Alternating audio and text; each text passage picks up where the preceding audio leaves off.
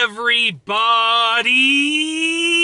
I'm here today to tell you how to save for a down payment on a house. This will be an easy tutorial, so let's get right into the video. Now, for full disclosure, this is coming from experience. I bought my first house at 25 years old, and I think it was 25 or 20, I think I bought it at 24. I was about to turn 25, so I'm roughly 25 years old. I live in Toronto, Ontario, in Canada, where the house prices are pretty high. You can look them up, they're pretty high, so it's not like I live somewhere where the houses are cheap. And I didn't have an extremely crazy paying job at the time. I just started working full-time, and before that I was pretty much making minimum wage. Before that, just working a crazy amount of hours. So this is coming from experience. I made the sacrifices, and I'm going to tell you how to do the same. Okay, so let's get into the video. Number one is to increase your income. Now, you can do this in two ways. You can make more money per hour or per contract, or you can do more hours or do more contracts. Okay, I chose to basically do more hours. I was making minimum wage, but I worked an insane number of hours, and I got a second and even a third job at some points in time. And I was doing my online businesses, so I started a whole bunch of social media pages that ended up taking off, this being one of them that you're watching this on right now, my YouTube channel. But at the time, it wasn't raking it in. I was doing okay. I was making a little bit of extra cash, but you got to increase your income. Okay, you really have to do everything that you can to make more money. Sacrifice, put in the hours, do what you can. Okay, number two, get a second or third job. So even when you make more money, you get that bonus, you get that promotion, don't stop. Okay, don't stop.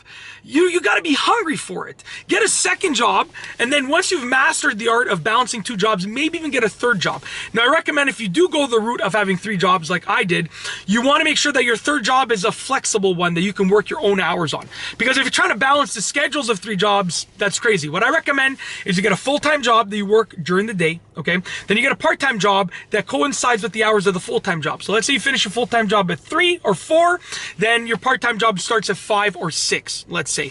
Okay, so you could do that, and then you can have two jobs, and you can work 7 days a week like that easily. You can do upwards of 80, 90 hours a week in that way. That's what I was doing.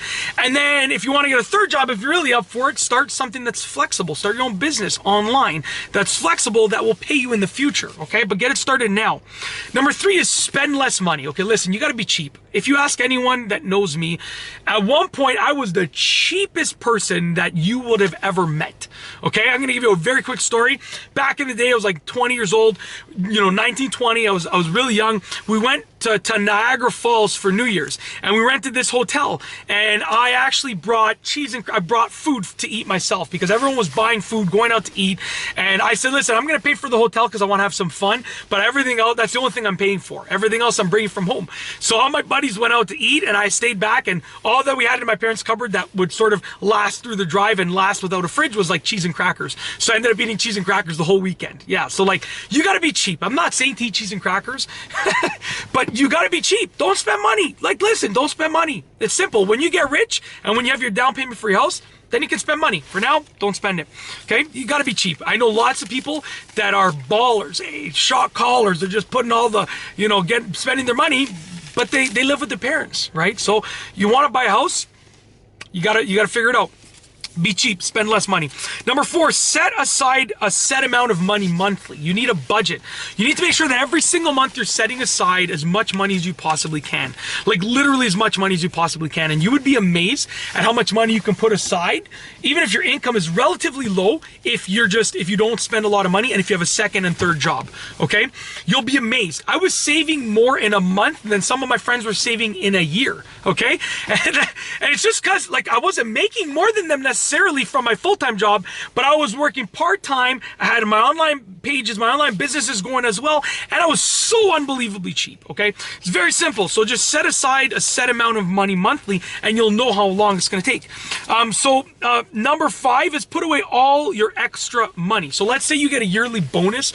Let's say you get money, you do your tax return, and then you end up getting money back because you were overtaxed or whatever. Let's say whatever extra money you get, birthday money, Christmas money, it doesn't matter. Inheritance money, put it aside. You're going to be tempted to spend it because it's extra.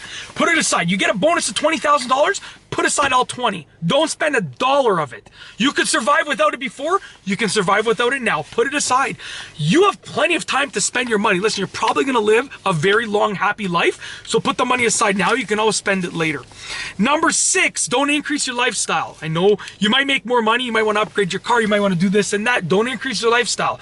Not yet. Wait till you buy that house. Then you can determine whether or not you can increase your lifestyle depending on your mortgage payment and stuff. Number 7, set a goal amount that you need to save for that house. So let's say, for instance, you know, like in Toronto right now, okay, at least at the time of filming this video, when I release it, it might be a couple months down the line. But right now, my opinion is if you want a house, a down payment for a house, you're looking like you need to save at least $250,000 for a regular house. And I'll tell you why. First of all, you want to try and get to 20% down. That's the goal, okay? You're going to hear 5%. Don't listen to that nonsense. Try and get to 20%. Try, okay? And then in addition, you're gonna need a whole bunch of extra fees, legal fees, land transfer fees. There's so many extra fees, okay? Like, depending on where you live, depending on, you know, what level of house you're getting, what price, you could spend up. I'm not gonna go into detail, but let's say that when my wife and I just we moved from our first house now onto our second house, there was upwards of 6 figures of extra costs associated with the move. So I'm not gonna go into detail, but it's more than 100,000 in that level. Now, when you're getting your first house, depending on where you live, there might be some discounts and stuff like that. Like you might not have to pay certain fees and blah, blah, blah. And depending on the price of the house you get, it might be lower, but like still, I would set aside 50 G's for extra fees. So 200 for the down payment, let's say on $1 million house, and 50 G's for extra fees, okay? Now that's in Toronto. Maybe you can get away with less, but set a set amount of money that you need. Try and get to that 20% plus your extra fees. And then number 8 is figure out how long it will take. Let's say, and won't take that long, I'm telling you right now. Let's say you want to save $100,000 because you live somewhere where the house prices are, you know, affordable or whatever. So like you want to save $100,000 and you're setting aside $5,000 a month. That's 20 months it'll take you. And that seems like a long time, but it's not. It's really not.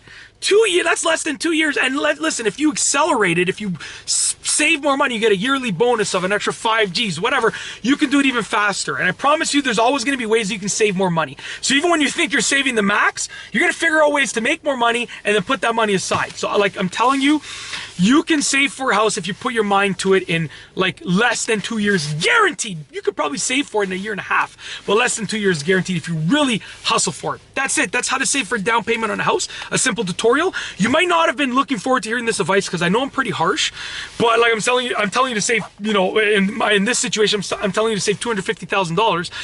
But if you want to be wealthy, you got to do it. Like, I don't understand. Do you think it's easy?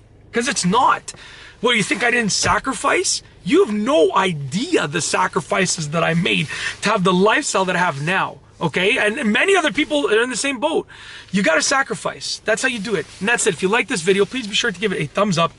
Let me know what you think down below as a comment. And of course, be sure to subscribe for more great videos just like this one. And that's all I have for you today. Thanks for watching.